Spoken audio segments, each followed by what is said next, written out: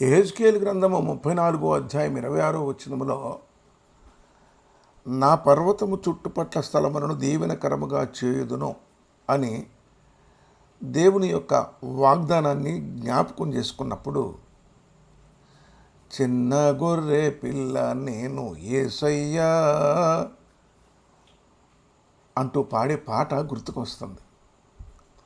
కాపరులను గద్దిస్తూ దేవుడే స్వయంగా తన ప్రజలను ఒక మంచి కాపరిలా ఎలా కాపాడతాడో వివరించే ఈ గొప్ప ప్రవచనం మనకెంతో ధైర్యాన్ని ఇస్తుంది. ఫ్రెండ్స్, పచ్చిక గల చోట్ల నన్ను పరుండజేస్తూ నా శత్రువుల ఎదుట నాకు భోజనము సిద్ధపరిచే దేవుడని మనం ఎప్పుడు ఎరుగుతామో అప్పుడే దేవుడే స్వయంగా వెతుక్కుంటూ వస్తానని, తప్పిపోయిన గొర్రెలను తిరిగి తీసుకువస్తానని, గాయపడిన వాటికి కట్టుకట్టి బలహీనులను బలపరుస్తానని చెప్పిన ఈ వాగ్దానము మనలను దినదినము దేవునికి ఇంకాస్త దగ్గరగా చేస్తుంది కదూ. ప్రియ సహోదరి సహోదరులారా,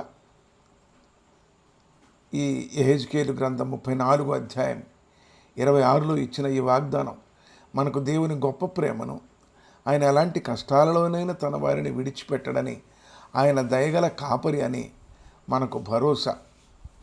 ప్రియ విశ్వాసి, నీ జీవితంలో దేవుని కరమగు వర్షములు కురియునుగాక. నీ జీవితంలో నీ చుట్టుపట్ల స్థలములు దీవెనకరముగా ఉండునుగాక. పచ్చిక బయళ్ళు గల ఆ ఎత్తైన పర్వత శిఖరం మీదకి నిన్ను ఎక్కించునుగాక. ఈ దీవెన ఆశీర్వాదములతో ఈ దినము ఆరంభిస్తుంటుండగా దేవుడు సమస్తమైన శుభకరమైన దీవెనలు నీపై నీ కుటుంబంపై కుమ్మరించునుగాక. ఆమెన్.